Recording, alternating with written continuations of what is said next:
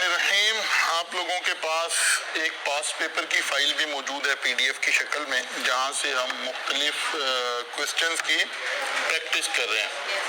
Slide number 67 पर हमें question नज़र आ रहा है, पास पेपर से रिलेटेड है, 21 अटेम्प्ट का। ज़रा इसको रीड कर लें आप लोग।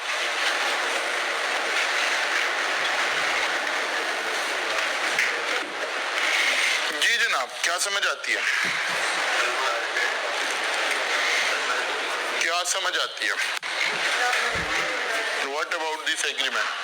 Valid or void?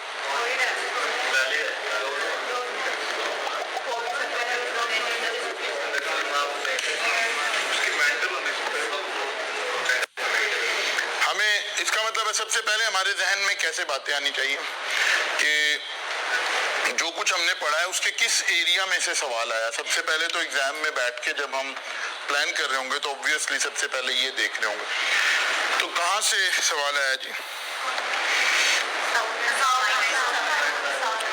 ठीक है ना। यानी आप ऐसे सोचिए, अगर हम इसे थोड़ा फिर लेंथी करके बोलें तो हम पढ़ क्या रहे हैं असल में? Essentials of valid contract. Valid contract के हमारे पास कितने एसेंशियल थे? 10 एसेंशियल थे, ठीक है। अगर एक दफा हम रिवाइज कर लें तो कौन कौन से थे जी? Offer and acceptance,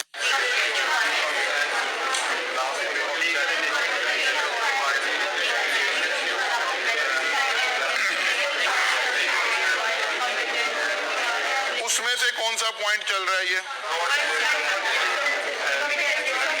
competencies of party चल रहा है। कॉम्पिटेंसीज ऑफ पार्टी में हमने क्या पढ़ा था? Who is competent and who is not competent, incompetent, ठीक है ना। इनकॉम्पिटेंट में minor, unsound mind, disqualified by law, ठीक है ना। इसका मतलब है अनसाउंड माइंड वाले एरिया में से सवाल आया। अब हमारे ध्यान में कहीं अनसाउंड माइंड वाली स्लाइड्स आनी चाहिए। हमने कहा था कि यार जब अनसाउंड माइंड से कोई कॉन्ट्रैक्ट हो रहा है तो उसका स्टेटस जिस वक्त कॉन्ट्रैक्ट हो रहा है उस वक्त की मेंटल कंडीशन से है। कोई शख्स बाद में मेंटल हो गया, कॉन्ट्रैक्ट वैलिड है, ठीक है ना। पहले अनसाउंड माइंड था लेकिन अब ठीक है, तो वो ल्यूसिड पीरियड, वो सारा एरिया हमने पढ़ा हुआ, ठीक है ना। अब हमने देखना है कि क्या एग्जामिनर ने क्लियर बात की है कि क्या हो रहा है, या तस्वीर के दोनों रुख? दोनों रुख। Why? Refused to honor the delivery on the premise that Alia was admitted to mental hospital and therefore her earlier agreement to sell। वो कहता है भाई क्योंकि वो तो इस वक्त मेंटल हॉस्पिटल में दाखिल है, नहीं इस वक्त वाली बात तो नहीं देखी जानी ना। हमें तो देखना क्या है? At the time of contract Alia's brother is justified in refusing the delivery to Salman if at the time of making agreement Alia was not capable of understanding it and not capable of forming a rational judgment as to its effects upon her interest। एक रुख आ गया। If Alia is usually of sound mind but occasionally of unsound mind, then she may enter into a contract when she is of sound mind। However, if she was of unsound mind, then the agreement would be। अब आप देखिए, वो जो रोज हम एक बात कर रहे हैं कि क्या हमने क्लियर कोई बात करनी है तो नहीं, डिपेंड करेगा सवाल कैसे आया। सिनेरियो ओपन आया कि क्लोज आया। एक अहम बात सिनेरियो बेस्ड क्वेश्चन में आपको ऐसे पता चला करेगी कि सिनेरियो ओपन आ गया कि क्लोज आ गया। तो ये एक एग्जांपल आ गई ओपन सिनेरियो की, जिसमें हमें दोनों तरह का रुख जो है वो बात करने की जरूरत थी। एग्जामिनर के कमेंट क्या थे जी?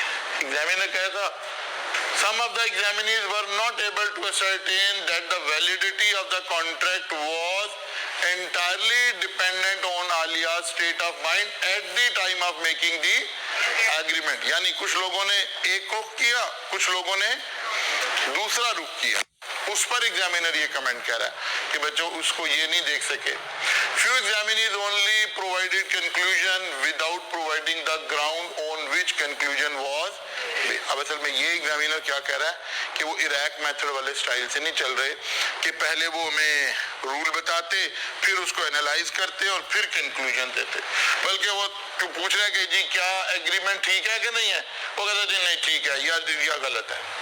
यहाँ से आगाज कर रहे हैं conclusion rather than redrafting the original provision of the law.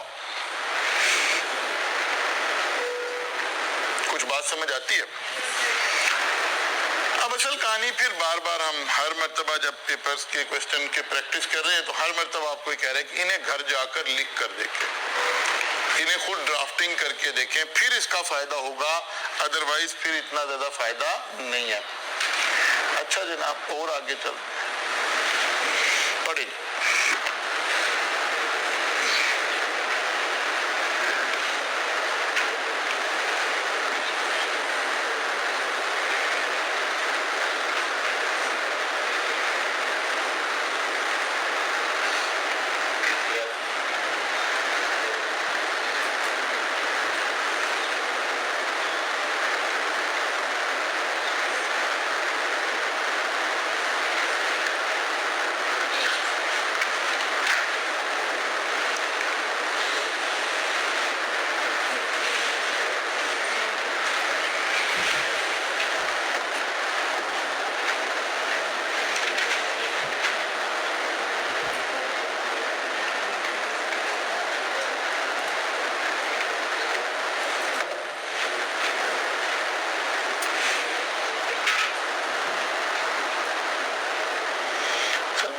To supply cotton yarn to Rihan for the entire year whenever requisitioned at prevailing wholesale price। जो उस वक्त की wholesale price होगी उसका कॉन्ट्रैक्ट कर लिया गया।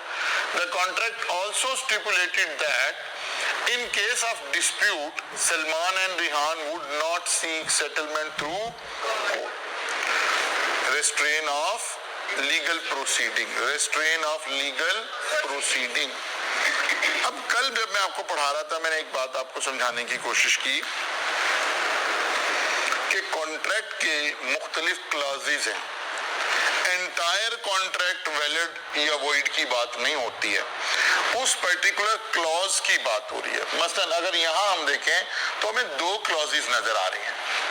एक एग्रीमेंट हुआ कि यार मैं अगले पूरे साल आपको प्रीवेलिंग प्राइस पर कॉटन यार्न प्रोवाइड करूंगा, ठीक है ना। कॉटन यार्न का क्या मतलब है? धागा। ये तो आप उधर I2B में थोड़ा पढ़कर भी आते हैं बिस इंडस्ट्री को। अगले पूरे साल का कॉन्ट्रैक्ट कर लिया आज की प्राइस पर या उस वक्त की प्राइस पर। हमने ऐसी कोई बात नहीं कि आप ऐसा कोई कॉन्ट्रैक्ट नहीं कर सकते। बात समझ आ रही है? कोई ऐसा नहीं कहा हमने कि कोई जनाब पूरे साल का कॉन्ट्रैक्ट नहीं किया जा सकता। ये वाली क्लॉज के ऊपर कोई प्रॉब्लम नहीं हमने पढ़ी है।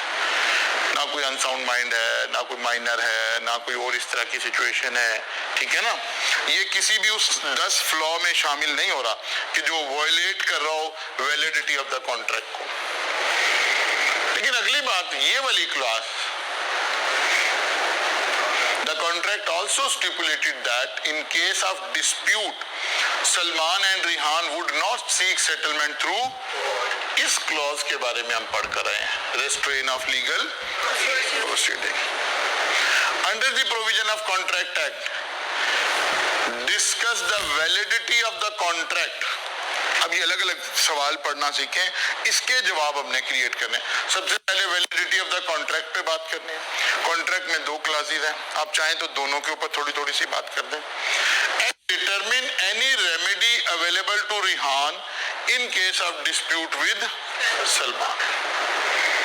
क्या मतलब है? दो बातें करनी है। एक हमने कॉन्ट्रैक्ट की वैलिडिटी पे बात करनी है, और अगर कॉन्ट्रैक्ट वैलिड हुआ या इनवैलिड हुआ तो फिर हमने देखना है कि क्या रेमेडी अवेलेबल है रिहान के पास। इसका मतलब है रिहान अब अदालत जाना चाहता है, लेकिन वो ये सोच रहा है कि यार मैंने तो लिख कर दिया हुआ है, contract also stipulated that in case of dispute Salman and Rihan would not seek settlement through. अब प्लान कैसे करना है, हमारे जहन में एग्जाम में बैठकर क्या बात आ रही हो। सबसे पहले तो पता चले कि यार क्या बात हो रही है? दो कॉन्ट्रैक्ट की बात हो रही है। Supply of cotton yarn to Rihan for the entire year whenever requisition at prevailing wholesale price। हमें इसके ऊपर बात करनी चाहिए। क्या बात करें? Contract between Rihan and Salman was partly valid to the extent of the supply of cotton yarn. वो कहता है ये वाला हिस्सा तो वैलिड है, ठीक है ना। पार्टली, हम पूरे के हवाले से पार्टली का लफ्ज इस्तेमाल कर रहे हैं कि ये वाला पोर्शन, इसमें कोई प्रॉब्लम नजर नहीं आ रही। अब ये हम अभी प्लान कर रहे हैं। Salman and Rehan would not seek settlement through court. Contract between Rehan and Salman was partly void to the extent of restricting them from enforcing their right through legal process। ये अल्फाज, ये vocabulary कहीं हमारे mind में फिर रही है, ठीक है ना। और दूसरी बात, हमारे ध्यान में जैसे ही लीगल प्रोसेस है तो हमारे नोट्स की ये स्लाइड आनी चाहिए। अगर हमारे ध्यान में ये स्लाइड नहीं आ रही ना, तो इसका मतलब है अभी तैयारी नहीं है हमारी पे। हमारे ध्यान में ऐसे ही फौरन आना चाहिए कि यार लीगल प्रोसीडिंग के 2 केसेस तो ये वाले थे और 3 एक्सेप्शन थे, ये फौरन हमारे ध्यान में बात आनी चाहिए। फिर हम इसका मतलब है एग्जाम में ड्राफ्ट करने के काबिल होंगे, लिखने के काबिल होंगे। एक हमने सवाल को प्लान करना सीखना है, एक हमने रिकॉल करना सीखना है कि जहन में कैसे बात आ रही है। अब आ गया जी वही रैक मेथड। अगर हम इसे अच्छा कंप्रीहेंसिवली सॉल्व करना चाहें, the issue in this case is whether separable contract between Salman and Rihan is valid और सेपरेबल। हमने कहा था कि कुछ कॉन्ट्रैक्ट ऐसे हैं जो सेपरेबल है, कुछ कॉन्ट्रैक्ट ऐसे हैं जो सेपरेबल नहीं है। तो यहाँ जो 2 क्लॉजेज हैं ये सेपरेबल है। अगर हम इस क्लॉज को वॉइड करार दे दें तो वो क्लॉज सेपरेट है, उसका इससे बराह रास्त दूसरा ताल्लुक नहीं है।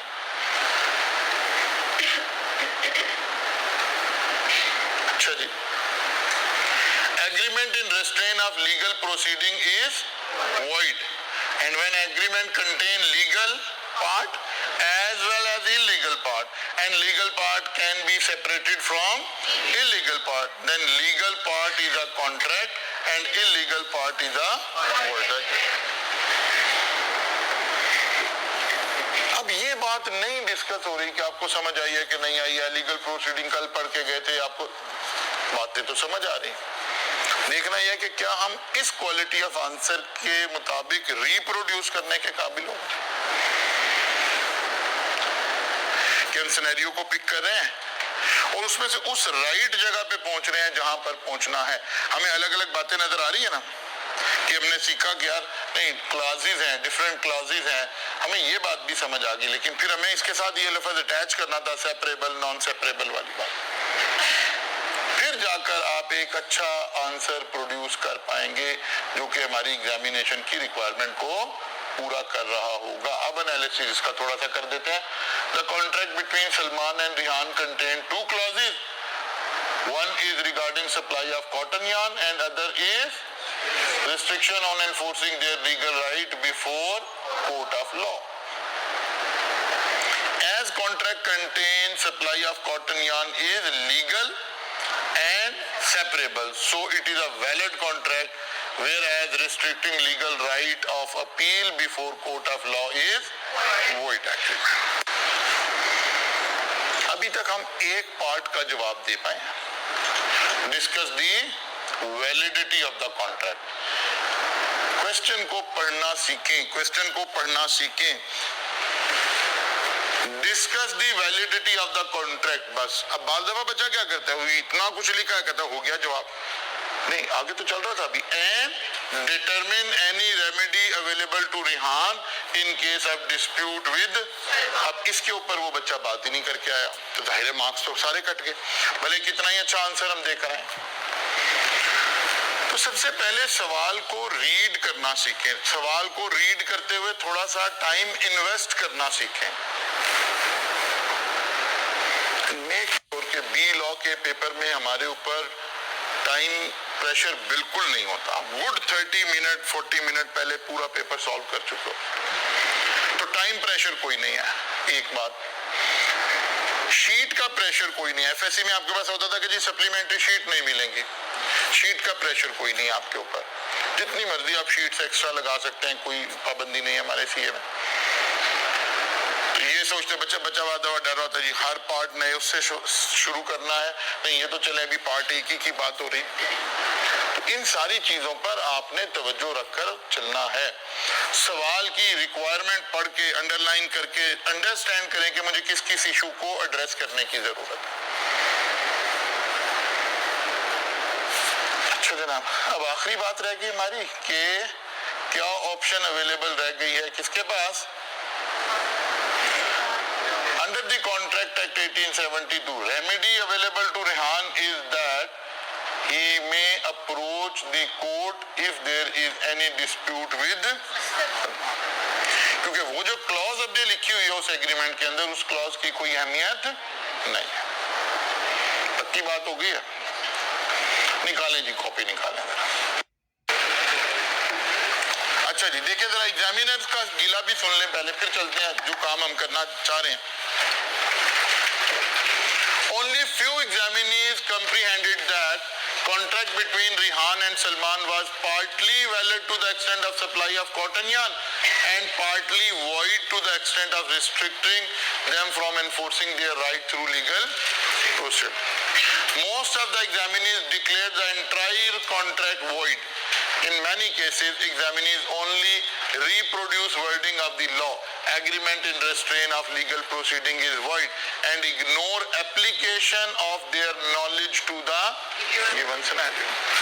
अब वो जो हम इराक मेथड जब पढ़ाते थे ना, नया जब हमने पढ़ाना शुरू किया तो बाकी टीचर्स नहीं पढ़ाते आमतौर पे, वो कहते थे यार ये सर ने ना एक नई इजाद कर दी है बात बीच में। नहीं, एग्जामिनर आपको नाम लेकर नहीं कह रहा। आप देखिए वो क्या इस वक्त भी वो क्या कह रहा है, वो यही कह रहा है कि बच्चे ने इराक मेथड नहीं लगाया, क्योंकि इराक मेथड हमें सिखाता है कि पहले आपने लॉ रिप्रोड्यूस करना है, फिर उसका एनालिसिस करना है, फिर उसका कंक्लूजन देना है। यही तो एतराज उठा रहा है वो। फिर दूसरी बात अभी आपको सिखा रहे हैं कि यार हमेशा कॉन्ट्रैक्ट को पढ़ के उसमें से अज्यूम करें कि देयर आर डिफरेंट क्लॉजेस, फिर बात करें कि क्या बात ठीक है इसमें से और क्या बात गलत है। ये भी एग्जामिनर आपको एतराज कर रहा है, कह रहा है या बच्चों ने एंटायरली लीगल करार दे दिया या एंटायरली वॉइड करार दे दिया। नहीं, आपको ये एनालिसिस करके असल में ऐसे सोचिए, एक लफ्ज में बोलता हूँ, हमने जबरदस्ती अपना नॉलेज एग्जामिनर पे झाड़ के आना है, मौका ढूंढना है कहां से मैं बात को ट्विस्ट करके उधर ले जाऊं। मसलन अगर हमने क्लॉजेज नहीं बनाई हैं, जिस बच्चे ने क्लॉजेज नहीं बनाई है, जरा सोचते हैं वो आंसर क्या देकर आया होगा। वो लीगल वाली बात उसने इसको पिक किया होगा और यहां से वॉइड करा दिया होगा, उसके ये अल्फाज सारे मिस हो गए। कौन से? पार्टली लीगल, पार्टली इलीगल, और ये क्वालिटी ऑफ आंसर उसका प्रोड्यूस नहीं हुआ, बिकॉज वो कंप्रीहेंड ही नहीं कर सका कि देयर आर 2 और 3 डिफरेंट क्लॉजेस और मुझे अब ये देखना है कि सेपरेबल हैं, अनसेपरेबल हैं, क्या सारा ही कॉन्ट्रैक्ट खराब है? अगर एक बात खराब है तो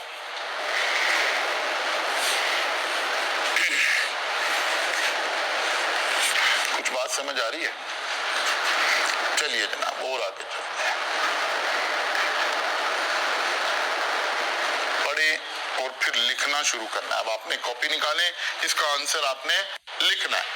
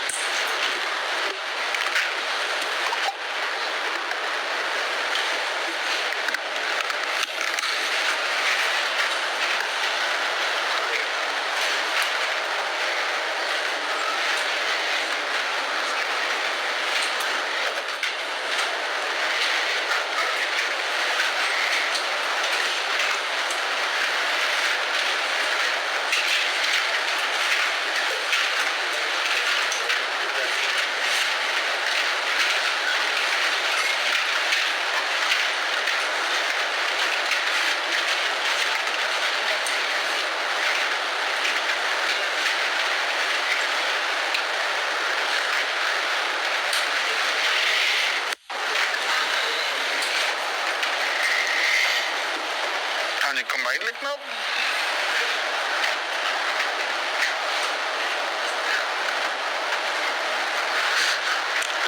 करेंगे।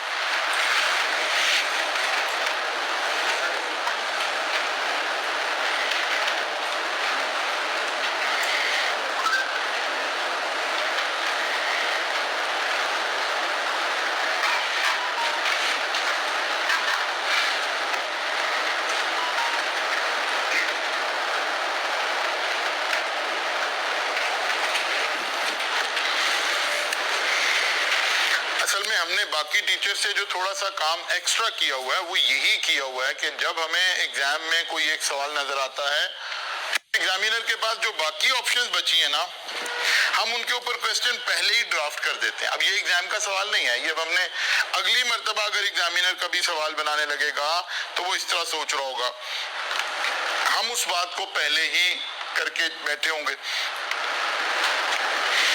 अब यहां से वो काम होगा कि जब आप एग्जाम दे के वापिस आएंगे तो आपको लगेगा कि यार ये तो वही सवाल आ गया जो हमने क्लास में किया हुआ था।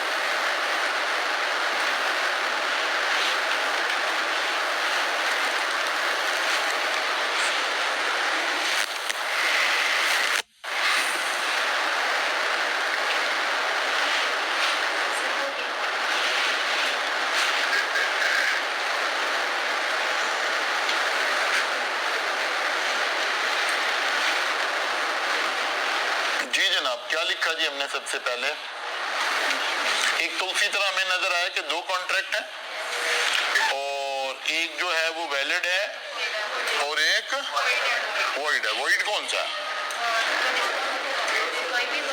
कोई भी वॉइड नहीं है, कोई भी वॉइड नहीं है, because both party will not seek settlement through court and case will be referred to arbitration. This is an exception to the rule. पहली एक्सेप्शन यही तो थी, ठीक है ना?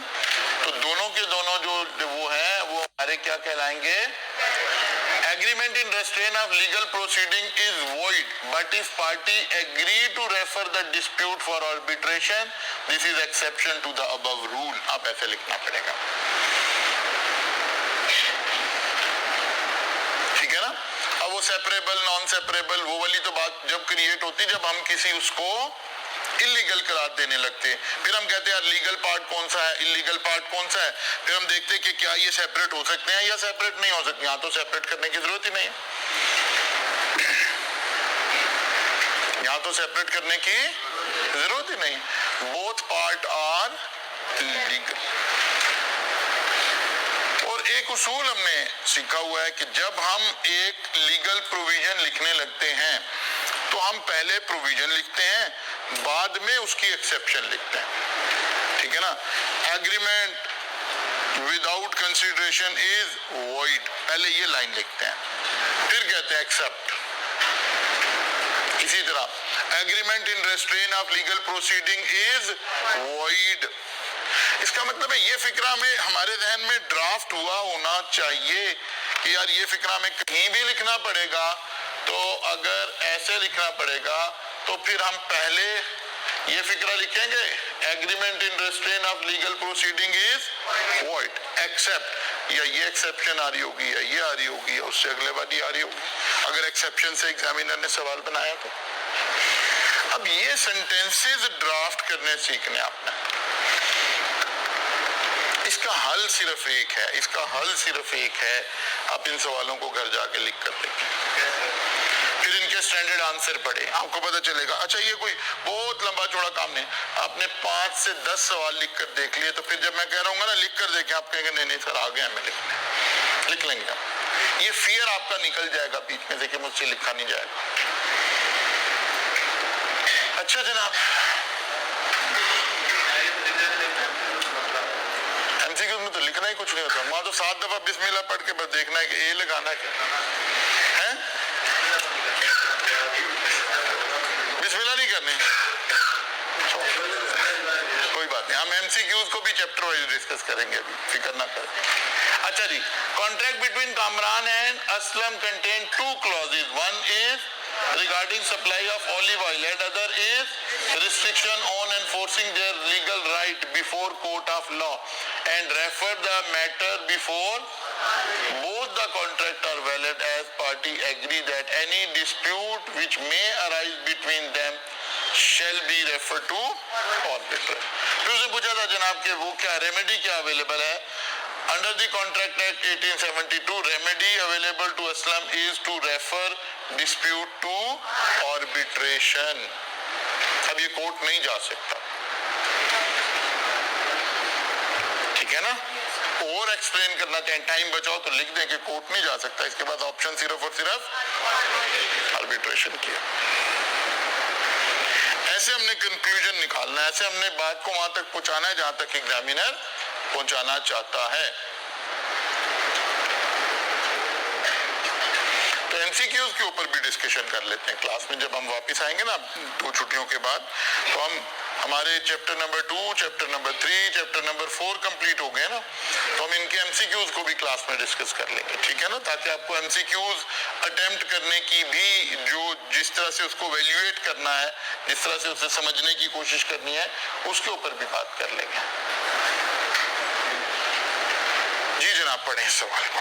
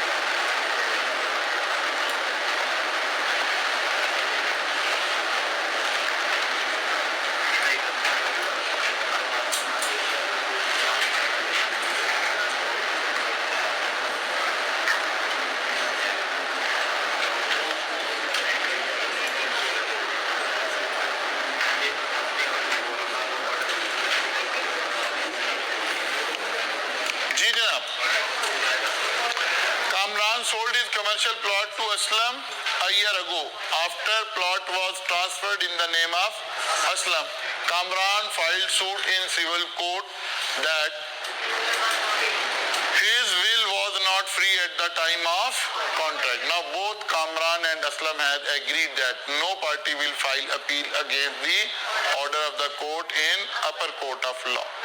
Later the case decided in the favor of Kamran. Aslam want to appeal in High Court against the order of, on the ground that agreement in restraint of legal proceeding is void. Under the provision of Contract Act 1872, discuss the validity of the contract and determine any remedy available to Aslam against Kamran. बात समझ आ रही है? अब आपको वो theme खुद भी नजर आना शुरू हो गया होगा. एक्चुअली हर टीचर जाहिर है बच्चों को पढ़ाने की कोशिश कर रहा है. हर शख्स वाला ने अपनी अपनी सलाहियतें दी हुई हैं. हम क्या कर रहे होते हैं, हम जब आपको पढ़ा रहे होते हैं ना, तो बाय डिफॉल्ट ये स्लाइड आपको ये सब कुछ बता रही थी.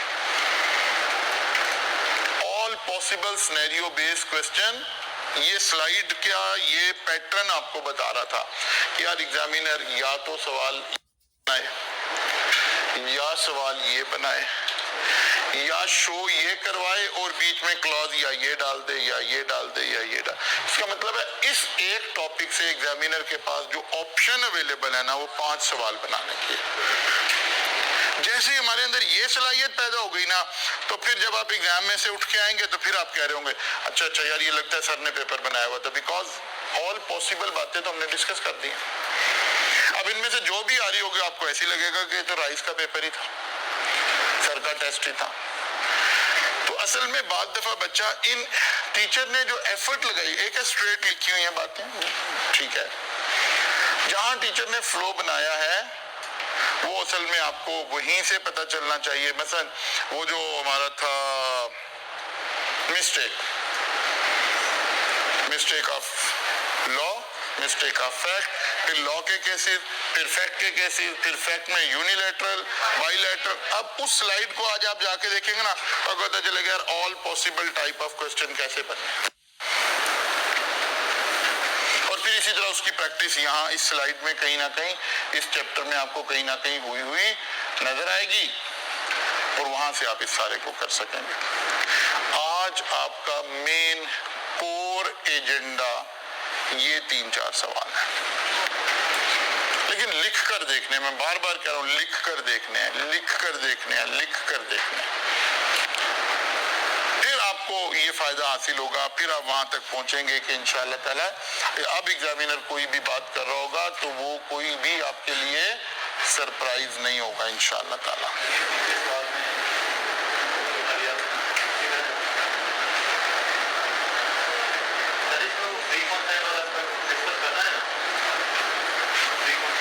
अच्छा, बड़ी अच्छी बात. फ्री वाली की बात ही नहीं हुई है. फ्री का उसने लफ्ज इस्तेमाल करके हमारे सवाल को कैमोफ्लॉज किया है. फ्री कंसेंट है कि नहीं है उससे रिलेटेड तो कोई बात ही नहीं हो रही है, ठीक है ना. कंसेंट फ्री कब होती है, कब नहीं होती है, उससे रिलेटेड बात नहीं हो रही. वो तो कह रहा है कि यार एक केस गया इस बात पर कि यार मेरी कंसेंट फ्री नहीं थी. एक अदालत में केस चल रहा है, अब वही बात, सिचुएशन वही है कि अब धक्के अदालतों के खा के अकल आई है कि यार नहीं भाई देखो जो भी फैसला आएगा ना बस इसी को मान लेंगे, आगे हाई कोर्ट और सुप्रीम कोर्ट नहीं जाएंगे. फ्री कंसेंट का सिनेरियो नहीं है ये. वो तो उसने केस की बुनियाद बनाने के लिए कह दिया कि जी फ्री कंसेंट नहीं थी. अब या तो ये फ्री कंसेंट का सवाल होता तो फिर हम क्या बात कर रहे होते, फिर हम कोई सिचुएशन वो होती, फिर देखते यार ये बंदा रिबटेड द सिचुएशन कैसे कर सकता है, ठीक है ना. वो वाली बात नहीं है, फ्री कंसेंट का सवाल नहीं है, क्योंकि ना यहाँ कोजन का जिक्र हो रहा, ना अनड्यू इन्फ्लुएंस का जिक्र हो रहा कि हम अनड्यू इन्फ्लुएंस के सिनेरियो को देखें कि वो ठीक है कि नहीं है, ना फ्रॉड का पता चल रहा, ना मिस रिप्रेजेंटेशन का पता चल रहा, ना मिस्टेक का पता. अगर ये फ्री कंसेंट का सवाल होता तो सवाल इस तरफ चलना शुरू होता. बात समझ आ रही है ना. ये तो उसने सिनेरियो में एक बात को फिट इन किया है ताकि सिचुएशन जरा रियलिटी के करीब लगे। तो ये 3-4 सवाल आपका मेन एजेंडा है जी इस वक्त। आपने, मैं बार बार कह रहा हूँ, ऑनलाइन वाले बच्चे भी इस बात को जहन में रखें। अगर आप लिख कर नहीं देख रहे हैं तो फिर आपको कोई फायदा हासिल नहीं होगा। ये बातें मेरी सुनने का फायदा कोई नहीं है उस वक्त तक जब तक आप घर जाकर लिखेंगे। 2 छुट्टियां आ रही हैं आप लोगों की, आप अच्छा कल की भी, चौथी कौन सी आ गई? किस किस ने घर जाना है? किस किस ने घर जाना है? यानी जिन्होंने लाहौर से वापस जाना है ना। मैं हमेशा बच्चों को जब भी वो छुट्टी पर, हर टीचर अपने अपने एंगल से बात कर रहा होता है, इसको कॉन्फ्लिक्ट नहीं बनाना। लेकिन मैं अपने स्टूडेंट को हमेशा ये बात कह के जाता हूँ कि जब आप घर जा रहे हो तो बुक्स यहीं छोड़ के जानी है, क्योंकि पढ़नी आपने ले जा के भी नहीं है। तो ऐसे इल्म का बोझ उठाने का कोई फायदा नहीं है, उसको यहीं रख के अल्लाह के हवाले करके चले जाए। 20 लाख की छोड़ जाए, अगर कोई और टीचर काम दे रहे हो तो उनका कर लीजिएगा, मेरी तरफ से कोई काम नहीं है। जब हम आएंगे तो यहाँ से शुरू कर लेंगे, ये बाद में कर लेंगे। अगर आप घरों में जा रहे हैं ना तो ये कोई नहीं, अगले वीक में कर लेंगे। बिल्कुल मेरी तरफ से नो को काम, कोई होमवर्क नहीं है, ठीक है ना। इसे वापिस आगे कर लेंगे, कहीं नहीं चला जाएगा, पहले भी नहीं करना था।